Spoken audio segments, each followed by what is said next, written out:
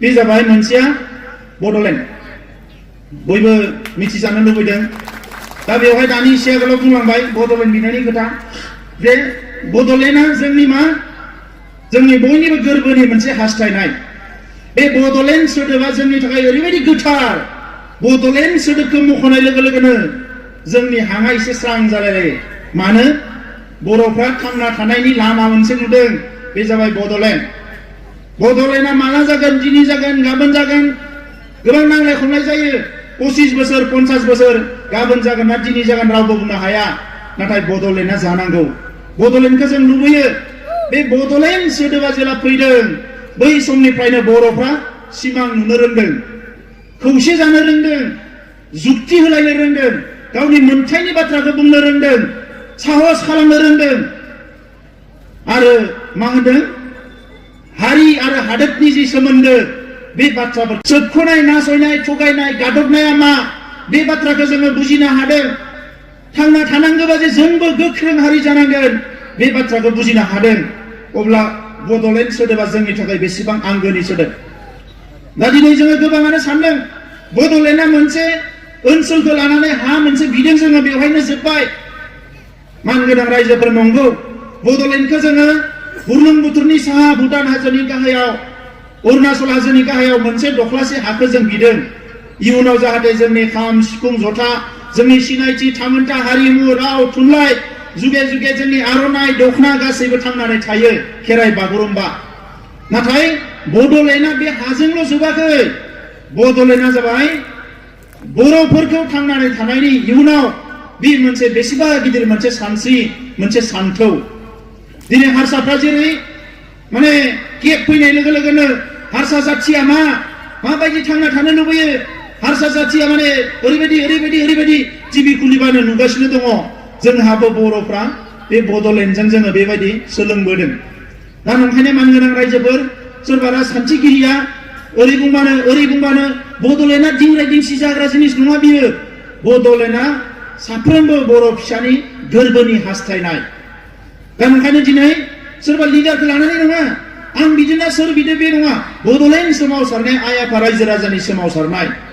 दा नंखायनो मोनसे समाव सोरबा दैदेनगिरिया दैदेनबोबाय सोरबा स्ल'गान होबोबाय राजा लामायाव लिंलांबाय दिल्लीयाव लिंलांबाय रेल लाइनाव लिंलांबाय सान्दुं खामजा होनो लिंलांबाय गुलि जाहोनो लिंलांबाय बयनिबो लिंनायजों थांबाय 50 बोसोर नाथाय 50 बोसोरनि उनाव दिनै रायजोफ्रा बुजिफैबाय नों लिंबाबो लिङाबाबो आंनोबो नांगौ बड'लेण्डखौ नैबेखौनो बड'फायाबो लुबैदोंमोन जिखालि बर'फोरनि साफ्रोमबो मोनफ्रोमबो थाखोनि सुबुङा जाम्बा जाम्बिनिफ्राय लाना लेखा गोरों बयबो बड'लेण्डखौ हास्थायगोन अब्लानो जों बड'लेण्डखौ मोनगोन दा नंखायनो दिनै बिएससि आरो बिटिसि मोननायनि उनाव बड'लेण्डआ दिनै होगोन ना गाबोन होगोन बेजों खोथा गैया बड'लेण्डखौ मोननो थाखाय जोङो रेडि जानांसिगोन प्रिपेयार जानांसिगोन आरो बड'लेण्डखौ मोननो थाखाय जों बोरैहाय रेडि जागोन नोरजिया हावरिया मावरिया जानो रोङै मोनजा रोङै लेखा रोङै जौ फाग्ला जाजोबनानै जों बड'लेण्डखौ नेबाय थाबा जानाय नङा रायजोफोर बड'लेण्डखौ मोननो थाखाय जोङो गोख्रों जानांगोन लेखा गोरों जानांगोन साहसि जानांगोन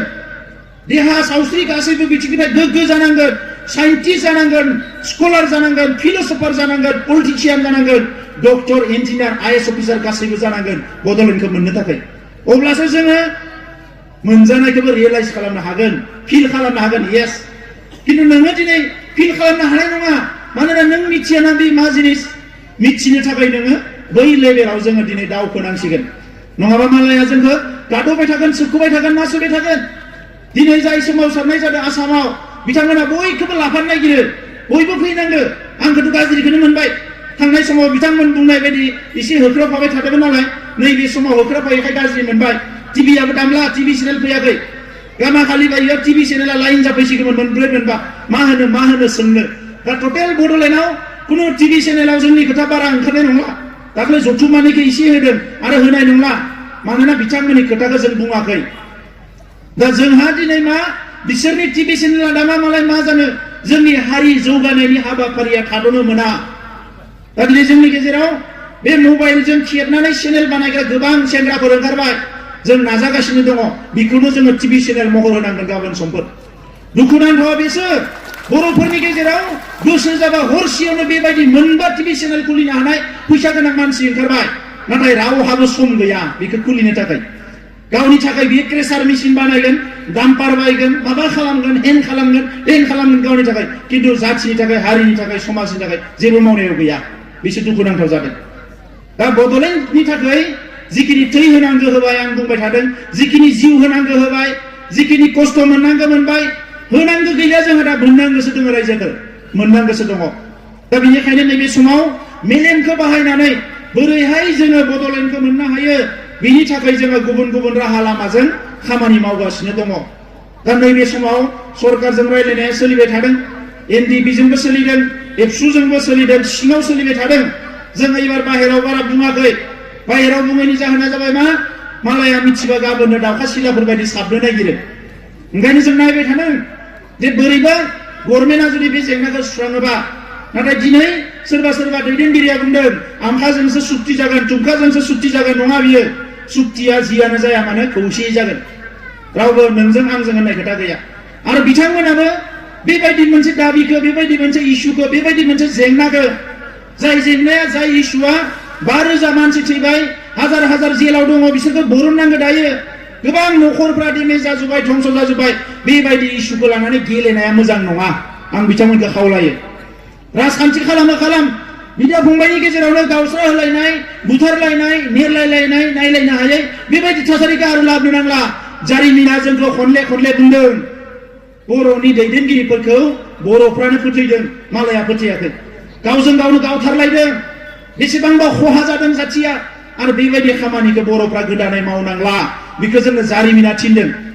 दा बेनिखायनो नैबे समाव रायजोफोर आन्दलना सोलिबाय थागोन सोरबा बुंदों मानो आन्दलन खालामनांगौ आन्दलन खालामाबा बर'फ्रा मा मोनो नै लेखाया 30% लेखा फैदों दायो बहाबा 20% बहाबा 30% जानुवारिनिफ्रायनो जों लेखानि थाखाय आन्दलन खालामनांसिगोन आन्दलन खालामाबा लेखायानो मोननाय नङा थांनाय बोसोरावबो बबेबा फरायसालिया जेरक्स खालामनानैसो फट' स्टेट खालामनानैसो फोरोंनो गोनां जादों लेखाखौनो होआ जोंनो आन्दलन खालामाबा मा मोननो जोंलाय ओंखायनो आन्दलन खालामनांगोन आरो जों बुंदों पेकेज सलुसन जानांगोन बेयो मा बाहेरानि बर'फ्राबो दानि बुंनाया जे बिसोरनि पलिटिकेल राइटखौबो मोननांगोन कार्बि आंलंनि बर'फ्राबो मोननांगोन वेस्ट बेंगलनि बर'फ्राबो मोननांगोन बे गासैखौबो लानानै जों दुलाराय बर' फरायसा आफादा सरकारखौ बुंदों जे जेंनाखौ सुस्रांनोबा जयै सुस्रां आलदा खालामनानै सुस्रांनायाव जों गैया आरो ओरैबायदि सुस्रां जेखौ सुस्राङोबा जेखौ फोजोबोबा फैगौ 50-100 बोसोर बर'फ्रा राजा लामायाव फैनांगौ जाया अब्लासो जोङो बे सुक्तिखौ जों सापर्ट होगोन जों गभर्नमेन्टखौ क्लियार मोनदों आरो नङाबा आन्दलन खालामबाय थागोन जोङो आन्दलनाबो मानसि थैनायनि नङा गावनि हादोराव गावनि मोन्थाइखौ मोननो थाखाय हाजार मानसि थैनांगौ बे बारा मोजां खोथा नङा दिनै बर'फ्रा गोबां खहा जाबाय दा ओंखायनो रायजोफोर बड'लेण्ड जेंनाखौ लानानै गोनो गोथो जानो नाङा आरो जानायनिबो खोथा गैया दिनै नोंथांमोना बयबो आन्दलनाव बारसोमग्रा साफा सुबुंखा आं बे बड'लेण्डनि खोथाखौ बेखौनो बुंबाय दा बिनि अनगायै केब माबा इस्यु फैदों मोनद' हारिखौ एसटि होनाय बेखौ जों होबथागासिनो दङ बे जौगानाय हारिफ्रा एसटि जायोबा गाबोन जोंहा सेस जागोन साख्रि बाख्रि एफा एनै मोननाया बन्द जाजोबगोन ओंखायनो जोङो बेखौ ट्राइबेलफोरखौ ज' खालामनानै होबथागासिनो दङ क्ल'ज 6 इमप्लिमेन्टेसन आसाम एकर्ड